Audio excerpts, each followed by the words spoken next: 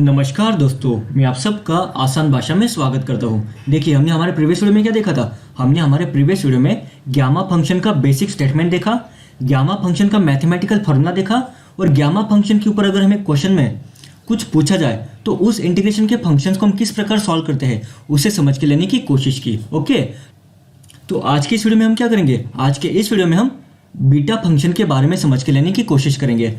और देखो, gamma function, beta function और DUIS, ये तीन टॉपिक्स के जरिए आप इंटीग्रेशन के डिफिकल्ट क्वेश्चन को सॉल्व कर सकते हो। तो आज जब हम बीटा फंक्शन को अच्छे से समझ लेंगे ना, तो आप अच्छे से समझ जाओगे कि कब आपको DUIS को अप्लाई करना है, कब आपको गामा फंक्शन को यूज करना है और कब आपको बीटा फंक्शन को यूज करना है। ओके, तो देखो, बीटा फंक्शन का मतलब क्या होता है, integration from the limit 0 to 1 x raised to l minus 1 times 1 minus x raised to m minus 1 dx। इसी को हम क्या बोलते हैं, it's called the beta function of l, m। इसी को हम क्या बोलते हैं, इसी को हम बोलते हैं beta function of l, m। Okay, और इसे हम मैथमेटिकली कैसे लिखते हैं, बीटा ऑफ l, m।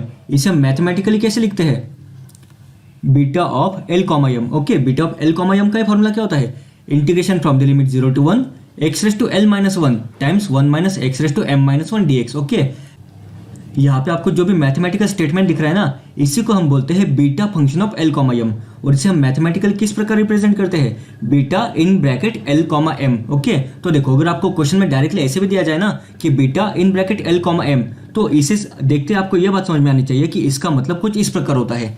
आ रही बात समझ में? ओके, और देखो, हमारे बीटा फंक्शन और गामा फंक्शन का जो भी रिलेशन है ना, relation between gamma function and beta function, okay, relation between gamma function and beta function, वो हमें यहाँ पे इस फॉर्मूला के जरिए शो किया गया है। तो देखो, beta function of l, m, beta function of l, m का ही मतलब क्या होता है, gamma of l times gamma of m upon gamma function of l plus m। Okay, आ रही बात समझ में? देखो, हमने हमारे प्रीवियस वीडियो में गामा फंक्शन क्या होता है वो देखा ना, कि ये था हमारा गामा ऑफ n। ओके, और इस वीडियो में हम देख रहे हैं beta function of l, m।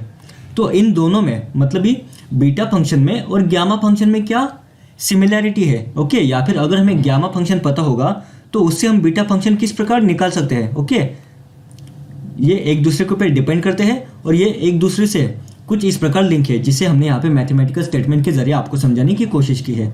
तो देखो, beta function of l, m का ही मतलब क्या होता है, beta function of l, m का मतलब ये होता है कि gamma of l times gamma of m upon gamma function of l plus m। Okay, ये बन जाता है हमारा बीटा और गामा फंक्शन का कोरिलेशन। ओके, तो देखो, यहाँ तक तो आपको सारी बातें समझ में आ गई होगी।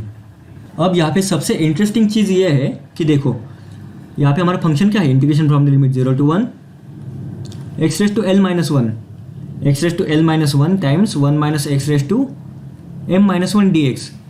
इसी को हम क्या बोलते हैं, इसी को हम बोलते हैं beta function of l, m। Okay, और बीटा फंक्शन का स्टैंडर्ड फॉर्मूला ये है या फिर स्टैंडर्ड प्रॉपर्टी ये है कि beta function of l, m is equal to beta function of m, l। इसी का मतलब क्या हुआ, l और m ये दोनों इंटरचेंज हम कर सकते हैं। अगर हम l और m को इंटरचेंज भी कर देना तो भी हमारा जो भी सॉल्यूशन आएगा वो एक ही होगा। ओके, इसी का मतलब क्या हुआ, देखो, यहाँ पे x raised to l minus 1 times 1 minus x raised to m minus 1 dx है ना, तो इसी को हम ऐसे भी लिख सकते हैं, integration from the limit 0 to 1 x raised to m minus 1। देखो, यहाँ पे l minus 1 था ना, तो इस l minus 1 को अगर हम m minus 1 लिख दे और यहाँ पे 1 minus x raised to, यहाँ पे m minus 1 है ना, तो यहाँ पे अगर हम l minus 1 लिख दे और यहाँ पे dx जैसे कि वैसा ही, तो इसका सोल्यूशन क्या होगा, इसका भी solution beta of l, m ही होगा।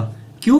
क्योंकि देखो, यहाँ पे हमें ये बेसिक प्रॉपर्टी पता है ना कि beta of l, m is equal to beta of m, l होता है। इसी का मतलब क्या हुआ, ये दोनों क्वेश्चन एक ही है। ओके, ये दोनों क्वेश्चन एक ही है और इन दोनों क्वेश्चन का सॉल्यूशन भी एक ही है। आ रही है बात समझ में? तो कुछ इस प्रकार बीटा फंक्शन के ये कुछ प्रॉपर्टीज है। ओके, तो देखो, हमने यहाँ पे जो भी मैथमेटिकल फॉर्म में समझ के लेने की कोशिश की ना, उसे जब हम with the help of questions आपको समझाने की कोशिश करेंगे, मतलब क्या, अब हम जब इसके ऊपर कुछ क्वेश्चंस को सॉल्व करेंगे तब आपको ये सारी चीज़ें एकदम अच्छे से समझ में आ जाएगी। तो अभी आप क्या करना, अभी आप यहाँ पे हमने जो भी नोट्स दी गई ना, आपको यहाँ पे स्क्रीन पे जो भी दिख रहा है ना, उन सब चीज़ों को आप आपके नोट्स में कॉपी कर लेना। ओके, और यहाँ पे हमारा बेसिक l और m की वैल्यू क्या चाहिए, यहाँ पे हमारी l और m की वैल्यू हमेशा ग्रेटर देन 0 ही चाहिए। आ रही है बात समझ में? ओके, तो आप अब जल्दी से आपको स्क्रीन पे जो भी दिख रहा है ना, उसे जल्दी से आपके कॉपी में कॉपी कर लेना।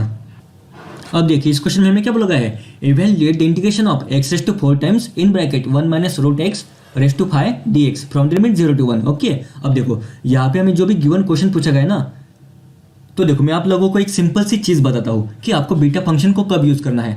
देखो जब भी आपको क्वेश्चन में कुछ इस प्रकार का इंटीग्रेशन का फंक्शन होगा और अगर आपको यहाँ पे 1 माइनस एक्स या फिर 1 माइनस जेड क्यूब या फिर 1 माइनस टी स्क्वायर या फिर 1 minus T raise to 1/3, okay, मतलब ही क्या, इंटीग्रेशन के अंदर अगर आपको कहीं पे भी 1 माइनस कुछ इस प्रकार की टर्म दिख रही ना, ओके, देखो इंटीग्रेशन के फंक्शन के अंदर, ओके, इंटीग्रेशन के फंक्शन के अंदर आपको 1 माइनस कुछ इस प्रकार की अगर कोई भी टर्म दिखे और अगर हमें इस इंटीग्रेशन के फंक्शन को सॉल्व करना है तो इस प्रकार के क्वेश्चंस को हम बिना ज़्यादा सोचे डायरेक्टली बीटा फंक्शन का यूज करके सॉल्व कर सकते हैं। ओके, अब हम ये देखते हैं कि इस प्रकार के क्वेश्चंस को हम बीटा फंक्शन से कैसे सॉल्व कर सकते हैं। तो देखिए अगर आप यहाँ पे अच्छे से ऑब्जर्व करो तो यहाँ पे क्या है, यहाँ पे है हमारा रूट एक्स, यहाँ पे क्या है हमारा, यहाँ पे क्या है हमारा रूट एक्स। ओके, लेकिन हमारे स्टैंडर्ड बीटा फंक्शन का हमारा फॉर्मूला क्या था, beta of L comma M is equal to integration from the limit 0 to 1 X raise to L minus 1 in bracket 1 minus X raise to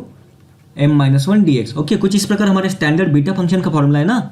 okay, अब देखो अगर आप यहाँ पे अच्छे से ऑब्जर्व करो तो यहाँ पे हमेशा हमारा इन ब्रैकेट 1 माइनस एक्स की टर्म चाहिए। इसी का मतलब क्या हुआ, देखो यहाँ पे रूट एक्स है ना, तो हमें इस रूट एक्स को एक्स के भाषा में कन्वर्ट करना होगा।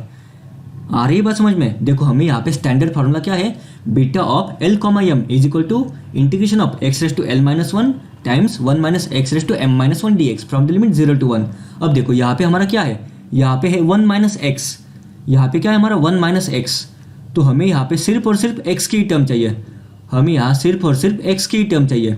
तो यहाँ पे रूट एक्स है ना, तो रूट एक्स को अगर हमें एक्स में कन्वर्ट करना है तो हम ऐसे मान सकते हैं ना, put root X is equal to T. अगर हम root X is equal to T plug in करें तो देखो क्या होगा, हमारा X is equal to T square बन जाएगा। ओके, और देखो अगर एक्स की वैल्यू टी स्क्वायर है तो डी एक्स की वैल्यू क्या है, 2 टाइम्स टी डी टी है। ओके, तो यहाँ से आपको डी एक्स की भी वैल्यू मिल गई। अब देखो अगर एक्स की वैल्यू टी स्क्वायर है, अगर एक्स की वैल्यू टी स्क्वायर है तो अगर एक्स की वैल्यू 0 होगी तो टी की वैल्यू कितनी होगी, तो टी की भी वैल्यू 0 होगी ना। ओके, और अगर एक्स की वैल्यू 1 है तो टी की वैल्यू कितनी होगी, टी की भी तो वैल्यू 1 ही होगी ना।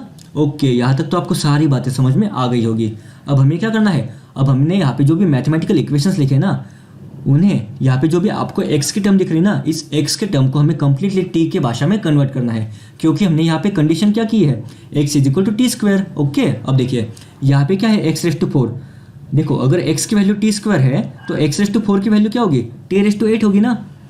तो यहाँ पे आ जाएगा t raise to 8 into in bracket 1 minus, देखो रूट एक्स की वैल्यू क्या है t, तो यहाँ पे क्या आ जाएगा 1 माइनस टी रेस टू 5 आ जाएगा, 1 माइनस टी रेस टू यहाँ पे 5 आ जाएगा। और यहाँ पे क्या है dx, लेकिन हमें पता है dx की वैल्यू क्या है 2 टाइम्स टी डी टी, तो यहाँ पे आ जाएगा 2 times T into D T. Okay, अब देखो यहाँ पे 2 तो हमारा कांस्टेंट है ना, इस 2 के टर्म को हम इंटीग्रेशन के बाहर भी लिख सकते हैं, तो यहाँ पे आ जाएगा 2 times integration from the limit 0 to 1। देखो यहाँ पे T raise to 8 into T raise to 1, मतलब क्या यहाँ पे टी रेस टू 9 बन जाएगा, into 1 minus T raise to 5 D T. Okay, अब देखो अगर आप यहाँ पे अच्छे से ऑब्जर्व करो, यहाँ पे क्या है, यहाँ पे टी रेस टू 9 है और यहाँ पे क्या है X raise to L minus 1। Okay, और यहाँ पे क्या है 1 माइनस टी रेस टू 5 है और यहाँ पे क्या है 1 minus X raise to M minus 1। तो इसी का मतलब क्या हुआ, अगर आप यहाँ पे अच्छे से ऑब्जर्व करो तो एल माइनस 1 की वैल्यू क्या है, X raise to L minus 1 और यहाँ पे टी रेस टू 9। इसी का मतलब क्या हुआ, एल माइनस 1 की वैल्यू है हमारी 9। इसी का मतलब क्या हुआ, एल की वैल्यू है 10। ओके, एल की वैल्यू हमारी 10 है। और यहाँ पे देखो 1 minus X raise to M minus 1 और यहाँ पे क्या है 1 माइनस टी रेस टू 5, तो एम माइनस 1 की वैल्यू क्या होगी, 5 होगी ना। तो यहाँ पे m माइनस 1 की वैल्यू हमारी 5 होगी। इसी का मतलब क्या कि m की वैल्यू हमारे 6 है। ओके, तो इस फंक्शन का हमारा सोल्यूशन क्या बन गया, 2 टाइम्स, देखो हमें यहाँ पे पता है ना कि इसका सोल्यूशन क्या होता है, beta of L comma M, तो इसका सोल्यूशन क्या हो जाएगा, beta of L comma M. लेकिन बीटा एल कॉमा एम की वैल्यू क्या है 10,6, तो यहाँ पे आ जाएगा 10,6। ओके, तो कुछ इस प्रकार हमारे इस क्वेश्चन का सोल्यूशन बन जाएगा। आ रही बात समझ में। अब देखिए, लेकिन अगर आपको क्वेश्चन में या फिर ऑप्शंस में अगर आपको इसे और भी सिंप्लीफाई करना है तो आप क्या करोगे, देखो 2 का 2 जैसे कि वैसा ही, और आपको पता है, देखो हमारी बेसिक प्रॉपर्टी क्या है, beta of L comma M is equal to gamma of L into gamma of M upon gamma of L plus M, ये हमारा स्टैंडर्ड गामा फंक्शन और बीटा फंक्शन का रिलेशन है ना। तो इसी रिलेशन को यूज करके हम बीटा ऑफ 10,6 को और सिंप्लीफाई कर सकते हैं ना। तो वो कैसे हो जाएगा, 2 टाइम्स, देखो बीटा ऑफ 10,6 की वैल्यू क्या होगी, gamma of 10 times gamma of 6 upon gamma of 10 plus 6, मतलब यहाँ पे 16 आ जाएगा। ओके, लेकिन हमें पता है कि गामा ऑफ n का मतलब क्या होता है कि n माइनस 1 फैक्टोरियल, या फिर आपको ये भी फॉर्मूला पता है ना कि n प्लस 1 इजिकल टू क्या होता है हमारा, n प्लस 1 इजिकल टू हमारा n फैक्टोरियल होता है। ये हमने हमारे प्रीवियस वीडियो में ही ऑलरेडी अच्छे से डिस्कशन किया हुआ है। ओके, तो देखो अगर n प्लस 1 की वैल्यू n फैक्टोरियल है तो n की वैल्यू क्या होगी, अगर आप इस n की जगह पे n माइनस 1 प्लग इन कर दो तो यहाँ पे n बच जाएगा और यहाँ पे n की जगह पे n माइनस 1 आ जाएगा। तो n गामा ऑफ n की वैल्यू क्या होगी, n माइनस 1 फैक्टोरियल। तो देखो यहाँ पे 2 का 2 जैसे कि वैसा ही, यहाँ पे 10 का सोल्यूशन क्या होगा, gamma of 10 is equal to 9 factorial. Okay, और 6 का गामा ऑफ 6 का मतलब क्या होगा, 5 फैक्टोरियल। ओके, और गामा ऑफ 16 का मतलब क्या होगा, यहाँ पे आ जाएगा 15 फैक्टोरियल। ओके, तो अब आपको ऑप्शंस में ये चेक करना है कि क्या आपको ऑप्शंस इस प्रकार दिए गए हैं या फिर इस प्रकार दिए गए हैं या फिर इस प्रकार दिए गए हैं। ओके, और अगर इससे भी आपको और सिंप्लीफाई करना है तो आपको और इसे और भी सिंप्लीफाई करना पड़ेगा, डिपेंडिंग अपॉन दी ऑप्शंस आपको आपके क्वेश्चन को सॉल्व करना है। तो देखो यहाँ पे 2 का 2 जैसे कि वैसा ही। अब देखो यहाँ पे क्या है हमारा 9 फैक्टोरियल और यहाँ पे क्या है 5 फैक्टोरियल। तो अगर हम इस 9 फैक्टोरियल को जैसे कि वैसे ही रखें और यहाँ पे क्या है 5 फैक्टोरियल, 5 फैक्टोरियल का ही मतलब क्या होता है 5 इंटू 4 इंटू 3 इंटू 2 इंटू 1, और 15 फैक्टोरियल का ही मतलब क्या हुआ 15 into 14 into 13 into 12 into 11 into 10 into 9 factorial. देखो हमने यहाँ पे 9 फैक्टोरियल क्यों रखा, क्योंकि यहाँ पे इस 9 फैक्टोरियल के साथ ये 9 फैक्टोरियल हमारा कैंसिल आउट हो जाएगा, इसीलिए हमने यहाँ पे 9 फैक्टोरियल को जैसे कि वैसे ही रखा। आ रही बात समझ में। ओके, तो देखो इससे ये हमारा कैंसिल आउट हो जाएगा।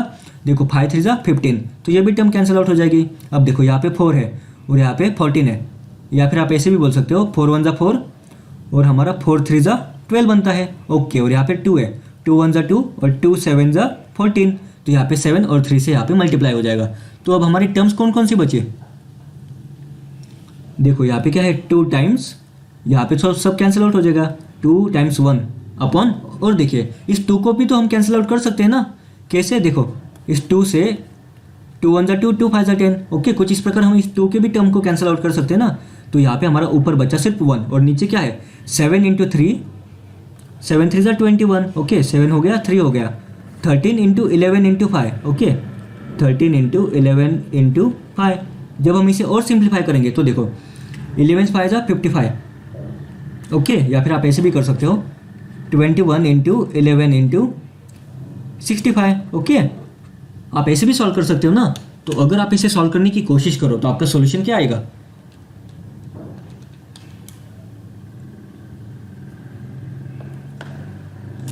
इसका आपका सॉल्यूशन बनेगा 1/15015। ओके, ये हमारे इस गिवन क्वेश्चन का सॉल्यूशन है। आ रही बात समझ में। ओके, तो हम जल्दी से क्विक रिकैप करते हैं कि इस क्वेश्चन को सॉल्व करने के लिए हमने क्या क्या किया।